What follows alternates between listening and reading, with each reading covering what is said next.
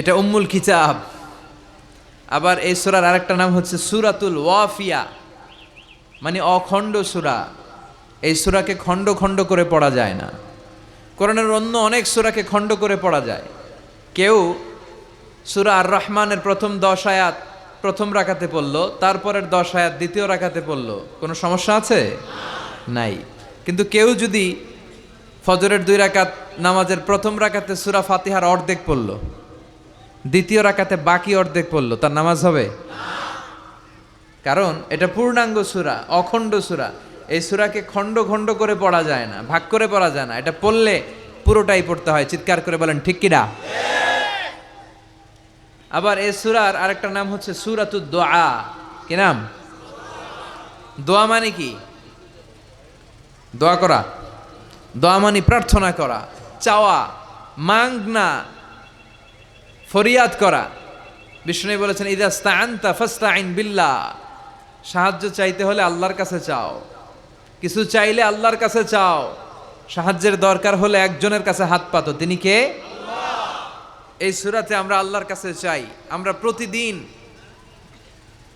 নামাজের মধ্যে বলি ইহদিনাস সিরাতাল মুস্তাকিম। এটা কিন্তু অনেক দামি দোয়া। অনেকে দোয়া খুঁজে পায় না, দোয়া খুঁজে পায় না। এটা সবচাইতে দামি দোয়া। এত দামি দোয়া যেটাকে প্রত্যেক নামাজে পড়াটাকে আল্লাহ ওয়াজিব করে দিয়েছে।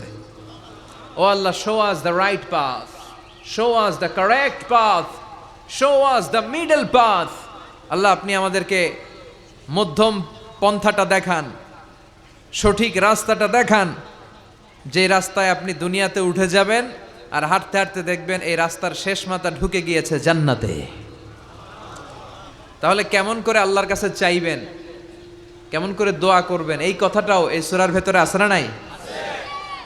এরপরে এই সূরার আরেকটা নাম হচ্ছে সূরাতুশ শিফা অথবা সূরাতুর রুকিয়া, ঝাড়ফুঁক করার সূরা। অনেকে কি দিয়ে ঝাড়ফুঁক করবে খুঁজে পায় না, আছে না নাই? আপনি সূরাতুল ফাতিহা পড়ে ঝাড়ফুঁক করবেন। অসুস্থ ব্যক্তির গায়ে সূরা ফাতিহা পড়ে ফু দিলে সুস্থ করে দেয় কে? আল্লাহ। রব্বুল আলামিন বলেন ওয়ানুনাজ্জিলু মিনাল কুরআনি মা হুয়া শিফাউন ওয়া রাহমাতুল লিল মুমিনিন ওয়া লা ইয়াজিদুয যালিমিনা ইল্লা খাসারা। আল্লাহ বললেন আমি কোরআনের মধ্যে শিফা রেখেছি। এই আল কোরআন আল কারীমের ভেতরে আমি আল্লাহ রহমত দিয়েছি। কোরআন পড়ে ফু দিলে অসুস্থ ব্যক্তিরে সুস্থ করে দেয় কে? আপনি যেই কোনো রোগে আক্রান্ত হন না কেন, আপনি যদি সূরা ফাতিহা পড়ে ফু দেন, সুস্থ করবে কে? আল্লাহ। বিশ্বাস হয় না সন্দেহ লাগে? যাদের বিশ্বাস হয় তাদের ফুতে কাজ হয়ে যাবে, আর যাদের সন্দেহ লাগে এরা 1000 বার ফু দিলেও কোনো কাজ হবে না।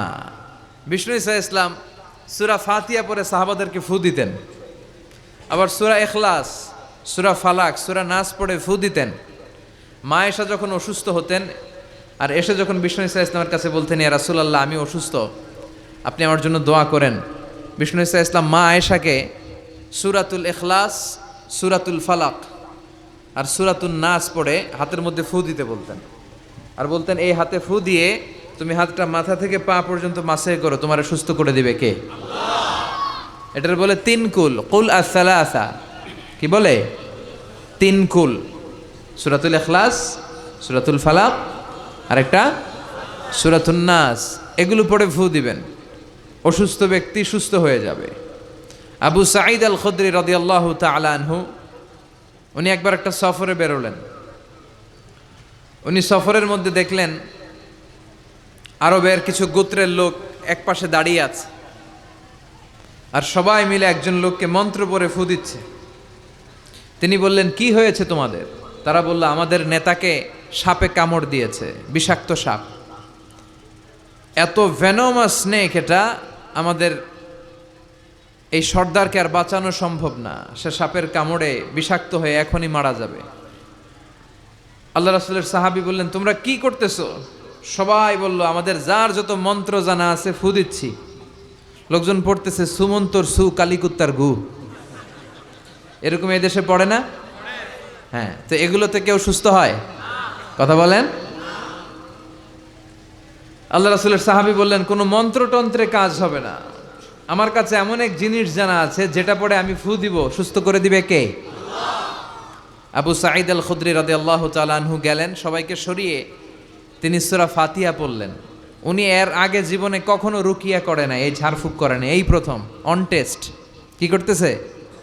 অন টেস্ট করতেছে। উনি সূরা ফাতিহা পড়ে ফু দেওয়ার সাথে সাথে মুহূর্তের মধ্যে অসুস্থ ব্যক্তিটা সুস্থ হয়ে যায়।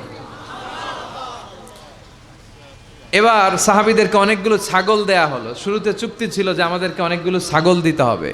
কোনো বর্ণনায় এসেছে 30টি, কোনো বর্ণনায় তার চেয়েও বেশি। এবার সাহাবারা ছাগল নিয়ে ফিরে আসতেছেন। পথিমধ্যে প্রচণ্ড ক্ষুধা লেগেছে, কয়েকটা ছাগল জবাই করে সবাই খেলেন। এরপর মদিনায় ফিরে আসলেন। সবাই বললে যে কোরআন দিয়ে ফু দিয়ে যে ছাগল আনলাম, আবার ছাগলের গোশতও খাইলাম, এটা জায়েজ হয়েছে কিনা বিশ্বনবীর মাসালা জিজ্ঞেস করার দরকার আছে না নাই? সবাই মদিনাতে যে বিশ্বনবীর মাসালা জিজ্ঞেস করতে লাগলো, ইয়া রাসূলুল্লাহ, আমরা কোরআন দিয়ে রুকিয়া করেছি, ঝাড়ফুঁক করেছি, তার বিনিময়ে 30টা ছাগলও নিয়েছি, ছাগলের গোশতও খাইছি, এখন কি করব বলেন? বিশ্বনবী বললেন, কিছু করা লাগবে না, আরো খাও, খাও, কোনো সমস্যা নাই, কারণ তোমরা কোরআনের দাম বাড়ায় দিছো, এটা জায়েজ হয়েছে। আর তোমরা ভাগ বটোয়ারা করে ছাগল নেওয়ার পরে ছাগলের গোশত কিছু থাকলে আমারও দিও। সুবহানাল্লাহ পড়বেন না? সূরাতুল ফাতিহা এটাকে বলে সূরাতুর রুকিয়া, সূরাতুশ শিফা। পৃথিবীর অনেক দেশে, মুসলিম দেশে, ওখানে আমি দেখেছি রুকিয়া সেন্টার আছে। কি সেন্টার? আর আমগো দেশে আছে কবিরাজির সেন্টার। কথা কন, আমগো দেশে কি সেন্টার? কবিরাজির সেন্টার। আপনাদের চকরিয়া আছে? কি দিয়ে করে এগুলা? হ্যাঁ, গাছের পাতা টাতা, হ্যাঁ, গাছের ঔষধি গুণ সমৃদ্ধ বনাজি যেই গাছ আছে ওগুলোর ভেতর থেকে শিফা নেওয়া যাবে, সমস্যা নাই। কিন্তু ব্যাঙের ঠ্যাং, টিকটিকির লেজ আছে না নাই? এগুলো দিয়ে মন্ত্রতন্ত্র পরে তাবিজ দেয়, এগুলো নেওয়া যাবে? তাবিজ ঝুলানো শিরক, তাবিজ ঝুলানো শিরক। কোরআনের আয়াত দিয়ে তাবিজ দিলে কি হবে? ইখতিলাফ আছে। কেউ বলেছে কোরআনের আয়াত দিয়ে হলে জায়েজ, কিন্তু শক্ত যে মতামতটা, অথেন্টিক যেই অপিনিয়ন, সেটা হচ্ছে না, আপনি তাবিজ ঝুলাবেন না, কারণ বিশ্বনবী ঝুলায় নাই, আপনি রুকিয়া করবেন। তো পৃথিবীর অনেক দেশে তাদের ওখানে আছে রুকিয়া সেন্টার, আমগো দেশে আছে কবিরাজ সেন্টার। এগুলো না করে আপনারা রুকিয়া সেন্টার করবেন। বিশ্বনবীর শিখানো যতগুলো পদ্ধতি আছে সবগুলোর ভেতরে বরকত আছে না নাই? বিশ্বনবী বলতেন তোমরা কালিজিরা খাও, হাব্বাতুস সাউদা শিফাউন মিন কুল্লি দা ইল্লা সাম। বিশ্বনবী বলতেন মৃত্যু ছাড়া এই কালিজিরা সব রোগের ঔষধ। এই কালিজিরা শুধু একটা রোগকে ভালো করতে পারে না, এই রোগটার নাম মৃত্যু। এটার কোনো চিকিৎসা আছে না। এরপর বিশ্বনবী মধু খাইতে বলতেন। মধু কোরআনে বলা হয়েছে ফিহি শিফাউন লিন্নাস, মধুর ভেতরে মুমিনদের জন্য আছে রেমেডি, শিফা। আপনি মধু খাবেন, আপনারা সুস্থ করে দিবে কে? তো এজন্য বিশ্বনবীর শেখানো সবগুলো জিনিসের ভেতরে বারাকা। বিশ্বনবী সিঙ্গা লাগাতেন। কি লাগাতেন? আরবিতে এটাকে বলে হেজামা। পৃথিবীর অনেক দেশে হেজামা সেন্টার আছে। কি সেন্টার? হিজামা সেন্টার। এই কাপিং বলে এটাকে, প্লাস্টিকের কাপিং লাগায় দেহের ভেতরে যে দূষিত রক্তগুলো আছে, যেখানে পেইন হয়, ব্যথা হয়, টেনে এই দূষিত রক্তটা বের করে দিবে আর আপনারা সুস্থ করে দিবে কে? বিশ্বনবী এই কাপিং করতেন। আমাদের বাংলাদেশেও অনেক ওই যে সাপের খেলা দেখায় যে মহিলারা, এরাও এগুলো করে উল্টাপাল্টা। এরা গান বানায়, কয় পক্ষ আয় যক্ষ আয়, সিঙ্গা লাগায়, সাপের খেলা দেখায়, আছে না নাই?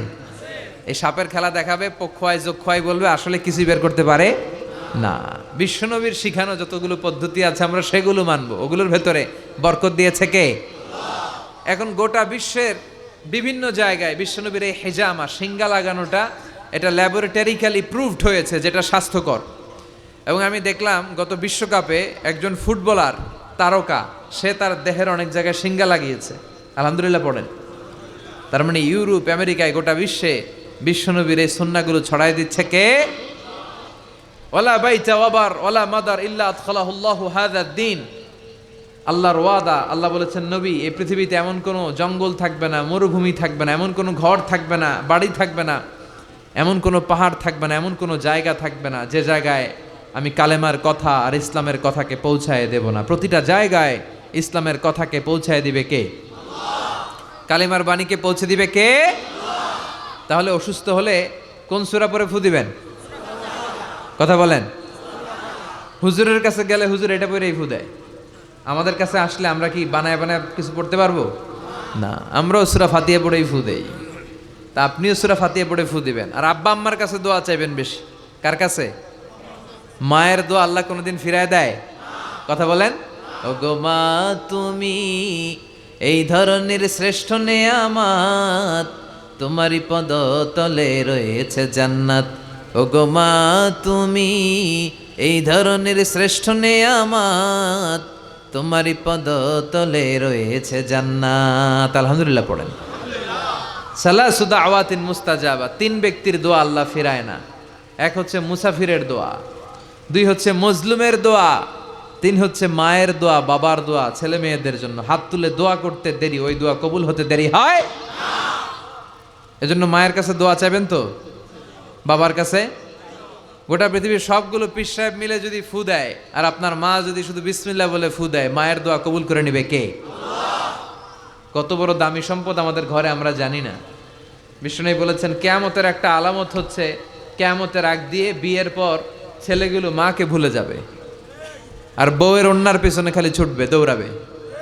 বউ পাগলা, মারে ভুলা যায়। আছে না নাই? চকরিয়াতে মাশাআল্লাহ এগুলা নাই কি? বেশি? সর্বনাশ। যুবক ভাইয়েরা এগুলো করবা না। আব্বা আম্মার কাছ থেকে দোয়া নিবা।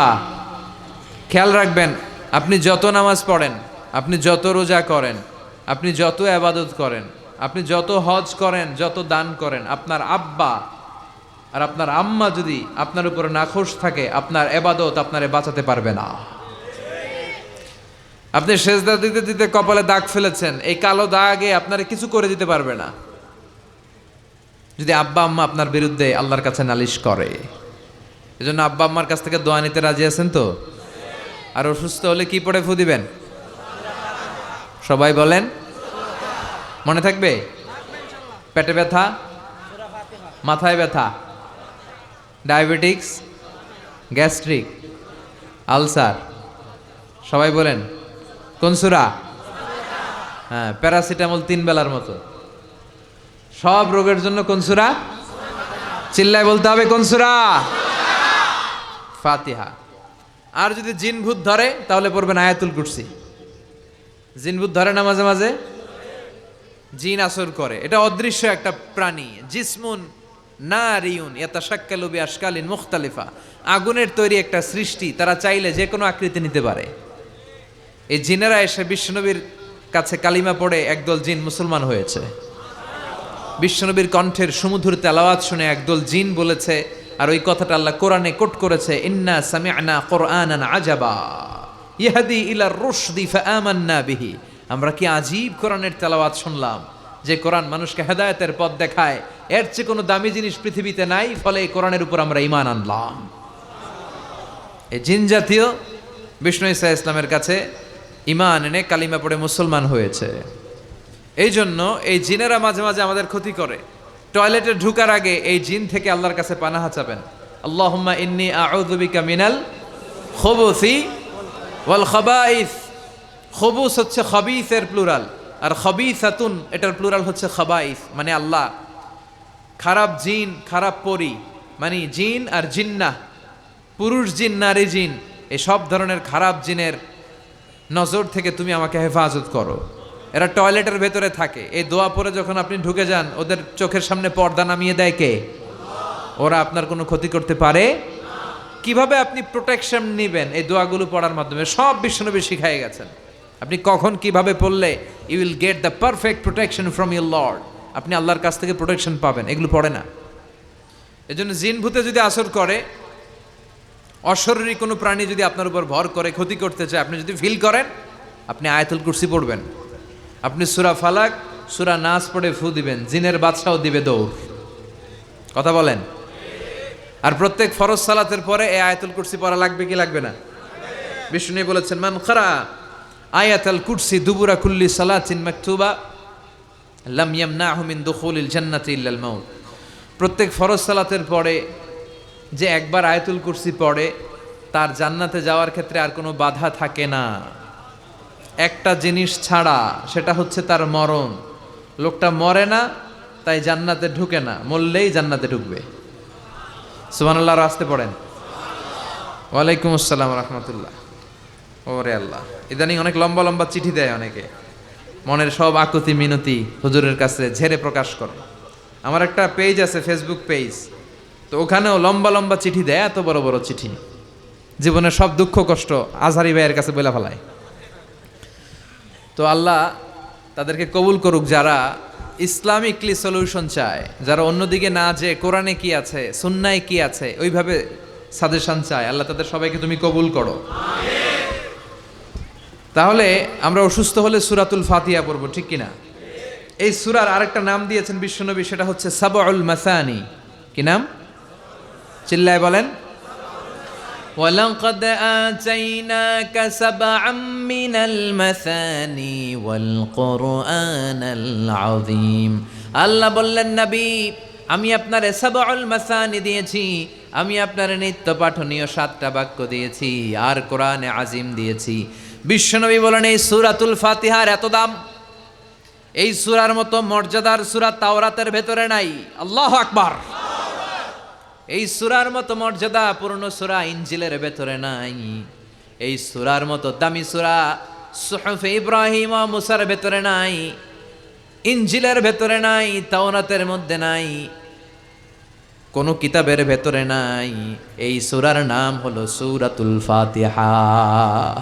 সাবউল মাসানি, নিত্য পাঠনীয় সপ্তবাক্য, মানে এমন 7টা বাক্য যেটা সব সময় পড়তে হয়, সব সময় পড়তে হয়। যারা প্রতিদিন নামাজ পড়েন তাদের সূরা ফাতিহা পড়া লাগে না? শুধু ফরজ নামাজগুলো যারা পড়ে 5 ওয়াক্তের শুধু ফরজ, তাদের কমপক্ষে এই সূরা ফাতিহাটা 17 বার পড়া লাগে। কয়বার? আর যারা সুন্নাত সহ পড়ে তাদের কমপক্ষে 32 বার পড়া লাগে। কয়বার? 32 বার। তাহলে যার বয়স 60 বা 70, ছোটবেলা থেকেই উনি যদি নামাজি লোক হয়, তাহলে উনি উনার জীবনে সূরা ফাতিহা কয় কোটি বার পড়ছে, ওনার হিসাব আছে? কথা বলেন। আমরাও জীবনে কত লক্ষ লক্ষ বার সূরা ফাতিহা নামাজে তেলাওয়াত করছি, কারো কোনো হিসাব জানা আছে? এত লক্ষ বার সূরা ফাতিহা পড়ার পরেও কোনোদিন কি মনে হয়েছে যে সূরাটা পুরান পুরান লাগে? হ্যাঁ, একটা গান যদি আপনি 10 বার শোনেন, হ্যাঁ 20 বার শোনেন, 100 বার শোনেন, 1000 বার, আর ভাল লাগবে? কিন্তু লক্ষ লক্ষ কোটি কোটি বার সূরা ফাতিহা পড়ার পরেও কোনোদিন কি আপনার মনে প্রশ্ন জেগেছে, কি রে এই সূরাটা আর ভাল লাগে না, পুরান পুরান লাগে, আজকে আর এই সূরা পড়ুন না, কুল হুয়াল্লাহ দিয়ে নামাজ শুরু করুন? কথা বলেন। এভাবে কখনো কোরআনকে পুরাতন মনে হয়? এটা কোরআনের মুআজিজা, চিৎকার করে বলেন ঠিক কি না? এজন্য রাব্বুল আলামিন বলেন, ওয়ালাকাদ আতাইনাকা সাবআম মিনাল মাসানি ওয়াল কুরআনাল আযীম। ও নবী, আমি আপনার নিত্য পাঠনীয় সপ্তবাক্য দিয়েছি, যে এই 7টা বাক্য প্রতিদিন নামাজে পড়তে হয়। আলহামদুলিল্লাহ পড়েন। তার মানে আমরা বুঝলাম এই সূরার আয়াত সংখ্যা 7টি। চিল্লায় বলতে হবে কয়টি? 7টি। এই সূরাটাকে আল্লাহ কেমন যেন একটা মানপত্রের মতো বানিয়েছেন। আমাদের কোনো প্রোগ্রামে যদি প্রধানমন্ত্রী আসে, এমপি আসে, আমরা তাদেরকে স্মারকলিপি বা মানপত্র দেই না? এই মানপত্রের শুরুতে আমরা এমপি সাহেবের, মন্ত্রী সাহেবের প্রশংসা করি। কি করি? প্রথমে প্রশংসা করি, এরপরে নিজেদের পরিচয় দেই যে আমরা কারা, আর সবশেষে আমরা আমাদের দাবি দাওয়া পেশ করি। ঠিক কিনা? এই সূরার ভেতরে আল্লাহ তাআলা 3 ভাগে সূরাটাকে ভাগ করেছেন। প্রথমে আল্লাহ বলছেন আমার প্রশংসা তোমরা করবে, যেমন মন্ত্রীর প্রশংসা তোমরা যেমনি করো, শুরুতে আমার প্রশংসা করে নিবে। এরপরে তোমরা কারা, তোমাদের পরিচয় আমার কাছে দিবে, আর সবশেষে তোমাদের কি দাবি দেওয়া, কি দরকার, কি চাহিদা আমার কাছে বলবে, আমি পূরণ করে দেব। ঠিক কিনা? আমাদের মনের চাহিদা পূরণ করে দিতে পারে কে? কেউ যেটা দেয় না, দেয় কে? আমাদের যার যা লাগবে সবও যদি দিয়ে দেয়, আল্লাহর কোনো কমতি হবে? আল্লাহ বলে, লাউ আন্না আউওয়ালাকুম ওয়া আখিরাকুম ওয়া ইনসাকুম ওয়া জিন্নাকুম কামু আলা সাঈদিন ওয়াহিদ পৃথিবীর সব মানুষগুলো একসাথে দাঁড়িয়ে যদি আল্লাহর কাছে চায়, আল্লাহ এটা দাও, ওইটা দাও, এটা লাগবে, ওইটা লাগবে, চাহিদার কথাগুলো যদি বলে বেড়ায়, আর আল্লাহ একটার পর একটা তাদের চাহিদা যদি পূরণ করে দেয়, সবাইকে যার যা মনে চায় সবও যদি দিয়ে দেয়, আল্লাহ বলে আমি আল্লাহর ধন ভাণ্ডারের 1 ইঞ্চিও কমবে না। এজন্য কেউ যেটা দেয় না, দেয় কে? আল্লাহ দেয়। তার মানে এই সূরার শুরুতে কেমন করে আল্লাহর প্রশংসা করব আল্লাহ সেটা শিখালেন, তারপরে কেমন করে আমরা আমাদের পরিচয় আল্লাহর কাছে তুলে ধরবো সেটা শেখালেন, আর সব শেষে নিজেদের দাবি দাওয়া আল্লাহর কাছে কেমন করে পেশ করব সেটাও শিখালেন। ঠিক কি না? পড়েন আউযু বিল্লাহি মিনাশ শাইতানির রাজিম, বিসমিল্লাহির রহমানির রহিম, আলহামদুলিল্লাহি রাব্বিল আলামিন, আর রহমানির রহিম, মালিকি ইয়াউমিদ্দিন। পড়েন আল্লাহু আকবার। আল্লাহ শুরু করলেন কেমন করে আমরা আল্লাহর প্রশংসা করব। আল্লাহ বললেন এভাবে কর, প্রত্যেক নামাজের শুরুতে বল আলহামদুলিল্লাহি রাব্বিল আলামিন, সকল প্রশংসার মালিক, এই দুনিয়ার বুকে যত ধরনের প্রশংসা হতে পারে সব প্রশংসার মালিক কে? হামদুন মানে প্রশংসা, হামদুন মানে প্রশংসা। আর হামদুনের সাথে যদি আলিফ লাম লাগানো হয় তাহলে অর্থ হয়ে যায় সকল প্রশংসা। আওয়াজ করে বলেন হামদুন মানে, আর যদি আলিফ লাম লাগায় দেন তাহলে অর্থ হয় সকল প্রশংসা। প্রশংসা যত ধরনের হতে পারে, যত ডিজাইনের হতে পারে, যত স্টাইলের হতে পারে, যত কিসিমের হতে পারে, সকল প্রশংসার মালিক কে? আল্লাহ। প্রশংসা হয় সুন্দরের, প্রশংসা হয় কার? যেটা অসুন্দর, কুৎসিত, খারাপ দেখা যায় ওইটার প্রশংসা হয়? প্রশংসা হয় কিসের? আর সবচেয়ে সুন্দর কে? চিল্লায় বলেন কে? দুনিয়া সুন্দর, মানুষ সুন্দর, আসমান সুন্দর, জমিন সুন্দর, সুন্দরে সুন্দরে পাল্লা, জানি না কত সুন্দর তুমি আল্লাহ, জানি না কত সুন্দর তুমি আল্লাহ। দুনিয়া সুন্দর, মানুষ সুন্দর, আসমান সুন্দর, জমিন সুন্দর, সুন্দরে সুন্দরে পাল্লা, জানি না কত সুন্দর তুমি আল্লাহ, জানি না কত সুন্দর তুমি আল্লাহ। সুবহানাল্লাহ পড়েন। আল্লাহর চাইতে সুন্দর কেউ আছে? কিন্তু আল্লাহর সৌন্দর্য আমরা কেউ দেখেছি? কিন্তু আমরা জান্নাতে গেলে অবশ্যই দেখবো। চিল্লা এখন ঠিক কিনা? আল্লাহ বললেন উজুহু ইয়াউমা ইযিন নাযিরা ইলা রাব্বিহা নাযিরা, সেদিন তোমাদের চেহারাগুলো আলোকোজ্জ্বল হয়ে আল্লাহর দিকে তাকায় থাকবা। আবার বিশ্বনবী বললেন ইন্নাকুম সাতারাউনা রাব্বাকুম আয়ানান কামা তারাউনা হাযাল কামার, এই যে পূর্ণিমার চাঁদটা তোমরা দুই চোখ দিয়ে চাক্ষুষ যেমনি দেখো, জান্নাতে ঢুকলে আল্লাহরও ঠিক তেমনি দেখতে পাবা। আল্লাহ জান্নাতীদেরকে ডেকে বলবেন ও জান্নাতীরা, এই কোরআনে আমি নাজ নেয়ামতের যা বলেছিলাম সব বুঝে পাইছো? সব জান্নাতীরা বলবে আল্লাহ সব বুঝে পাইছি। এক জান্নাতি হাত তুলে বলবে আল্লাহ পাই নাই। সবাই কয় পাইছি, একজন কি কয়?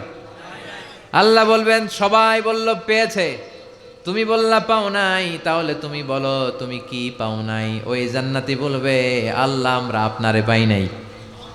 আল্লাহ আপনারাই তো পাই নাই, কারণ এত কিছু পাইছি আপনারে তো পাই নাই, আপনারে দেখি নাই তো। আল্লাহ বলবেন তাই, আমারে দেখতে মনে চায়, ঠিক আছে, কারণ জান্নাতীরা যাই চাবে তাই পাবে। তো তোমরা যখন আমারে দেখতে চাইছো আমি ওই দেখাও দেবো। চিল্লা এখন ঠিক কিনা? আল্লাহ তখন বিশাল কনফারেন্স রুম করবেন।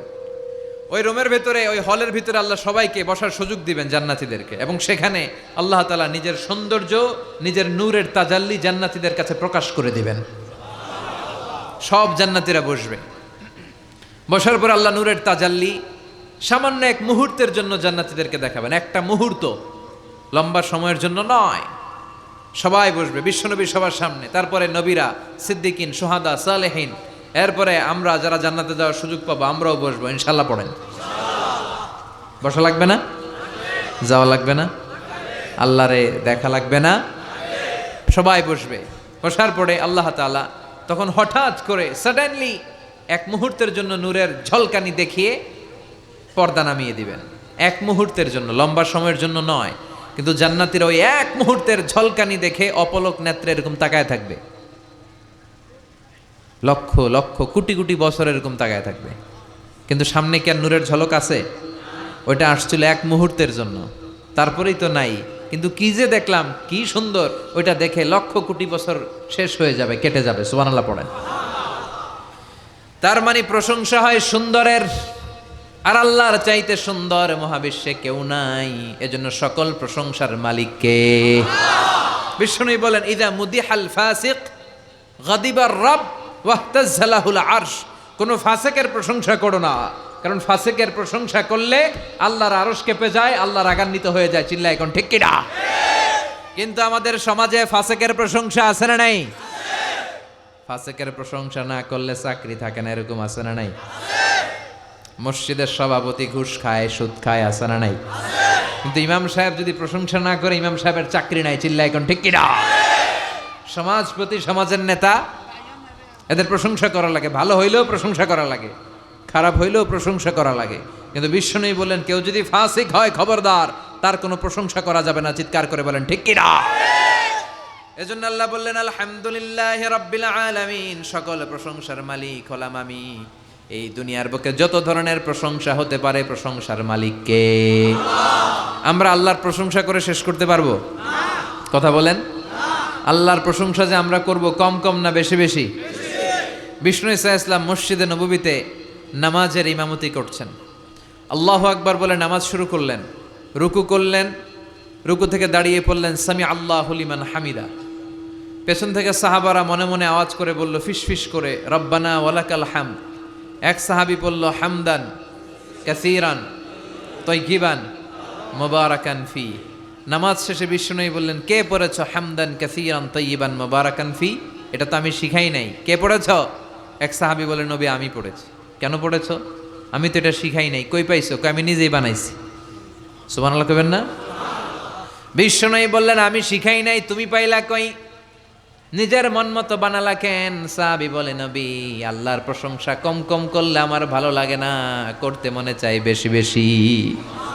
এজন্য এটা আমি বানাই নিজে নিজে আল্লাহর প্রশংসা করছি। বিশ্বনবী খুশি হয়ে গেলেন, বললেন, আরে ভয় পেও না, চিন্তা করো না, আমি নামাজরত অবস্থায় দেখেছি তোমার যে অতিরিক্ত হামদান কাসীরান তাইয়িবান মুবারাকান ফির অতিরিক্ত 4টা তাসবির যে সওয়াবটা, এই 4টা তাসবির সওয়াবটা কে কার আগে এই সওয়াবটা আল্লাহর আরশে পৌঁছে দিবে, এ নিয়ে 30 জনেরও বেশি ফেরেশতা আকাশে প্রতিযোগিতা করছিল। তাহলে আল্লাহর প্রশংসা আমরা করব কম কম না বেশি বেশি?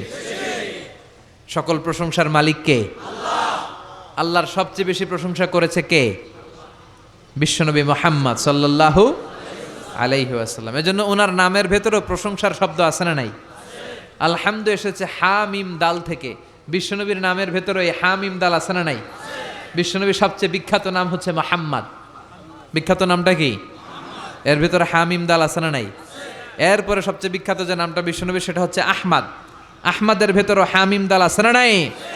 আবার বিশ্বনবী কিয়ামতের দিন জান্নাতীদেরকে নিয়ে যখন জান্নাতের দিকে ছুটে যাবেন, তখন বিশ্বনবীর হাতে একটা পতাকা শোভা পাবে। ওই পতাকার মধ্যে ওই শব্দটা লেখা থাকবে যেই শব্দ দিয়ে আল্লাহ সূরাতুল ফাতিহা শুরু করেছেন। কোন শব্দ দিয়ে আল্লাহ সূরা ফাতিহা শুরু করেছেন? আলহামদু। বিশ্বনবীর এই পতাকার মধ্যে লেখা থাকবে আলহামদু। সুবহানাল্লাহ পড়েন। লিওয়াউল হামদ মানে প্রশংসার পতাকা। কারণ এই নবী দুনিয়ার বুকে সবচাইতে বেশি প্রশংসা করেছে কার? এজন্য এই নবী প্রশংসার পতাকা নিয়ে জান্নাতবাসীদেরকে সাথে নিয়ে জান্নাতের দিকে ছুটে যাবে। এজন্য আল্লাহ ডেকে বলে, গোলাম আমার প্রশংসা করে কোনোদিন তোরা শেষ করতে পারবি না। ওয়া ইন তাউদ্দু নি'মাতাল্লাহি লা তুহসুহা ইন্নাল ইনসানা লাযালুমুন কাফফার। আল্লাহ বলে, আমি আল্লাহর দেয়া নেয়ামতগুলো যদি হাত দিয়ে গুনতে শুরু করে দাও, তোমার গুনতে গুনতে জীবন শেষ হয়ে যাবে, হায়াত ফুরিয়ে যাবে, আমার নেয়ামত গুনে শেষ করা যাবে না। সাগরের জলকে কালি করে, গাছের পাতাকে খাতা করে, তোমার মহিমা লেখা শেষ হবে না, যদিও লিখি প্রভু জীবন ভরে। সাগরের জলকে কালি করে, গাছের পাতাকে খাতা করে, তোমার মহিমা লেখা শেষ হবে না, যদিও লিখি প্রভু জীবন ভরে। সাগরের জলকে কালি করে। ঠিক কি না? কি উপমা দিলেন আল্লাহ! পৃথিবীর সব সাগরের জল যদি কালি হয়ে যায়, আর পৃথিবীর সব গাছগুলো যদি কলম হয়ে যায়, সাগরের জল নামক কালি দিয়ে গাছের কলম, খাতা গাছের কলম দিয়ে ওই পাতার উপর যদি আল্লাহর প্রশংসা লিখতে শুরু করে দাও, সাগরের জলগুলো শেষ হয়ে যাবে, গাছের পাতার গাছগুলো ফুরিয়ে যাবে, কিন্তু আল্লাহর প্রশংসা করে করে শেষ করা যাবে না। আল্লাহর প্রশংসা করে কোনোদিন শেষ করা যাবে? এজন্য সবসময় প্রশংসা করতে হবে কার? কম কম না বেশি বেশি? এজন্য আল্লাহ বললেন আলহামদুলিল্লাহি রাব্বিল আলামিন, সকল প্রশংসা লিল্লাহ, আল্লাহর জন্য। কার জন্য?